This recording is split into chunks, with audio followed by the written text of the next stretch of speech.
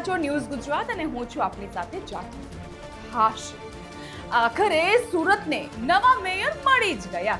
બાકી માહોલ જોઈને તો એવું લાગતું હતું કે આ ખેલનો અંત આવશે તો ક્યારે આવશે અને સુરતી લાલાઓને આખરે ક્યારે મળશે તેમના નવા મેયર.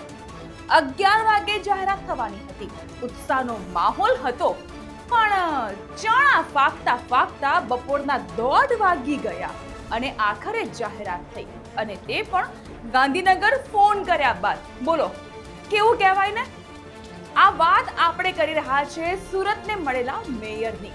2023 બાદ ફરી એકવાર માવાણીના શિરે મેયર પદનો તાજ મુકાયો. અરે દક્ષેશ માવાણી નહીં હો, માયા માવાણી બન્યા છે સુરતના નવા મેયર. જો કે સુરત મનપામાં મેયર પદ પર મૂળ સુરતી હોય તેવા વર્ષ 2010 થી 2026 સુધીમાં માત્ર 2 જ ચહેરા, એક તો રણજીત ગિલેટવાળા અને બીજા હેમાલી બોઘાવાલા. સુરત મનપાના ઇતિહાસમાં છેલ્લા સંપૂર્ણ મૂળ સુરતી એટલે કે લોકલ મેયર તરીકે વર્ષ 2021માં હેમાલી બોઘાવાલા નિયુક્ત થયા હતા.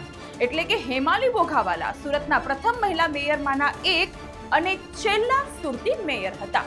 તે પહેલા અને ત્યાર પછીના શાસનમાં મૂળ સૌરાષ્ટ્રમાંથી આવીને સુરતમાં સ્થાયી થયેલા ચહેરાઓને જ મેયર પદની જવાબદારી સોંપવામાં આવી છે, જેમાં 2023માં દક્ષેશ માવાણી અને 2026માં માયા માવાણી.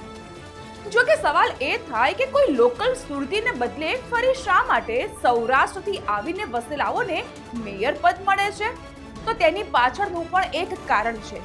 એવું મનાય છે કે પાટીદાર અનામત આંદોલન બાદ સુરતના આ વિસ્તારોમાં ભાજપ માટે સામાજિક સંતુલન જાળવવું હંમેશા પડકારજનક રહ્યું છે. ત્યારે માયાબેન જેવા સામાજિક સ્વીકૃતિ ધરાવતા ચહેરાને મેયર પદ સોંપવાથી ભાજપને આગામી સમયમાં મોટો રાજકીય ફાયદો થઈ શકે છે. આ તો રાજકીય વિશ્લેષકો માની રહ્યા છે. બાકી અંદરખાને શું ચાલતું હોય એ તો તમે સારી રીતે જાણો જ છો ને.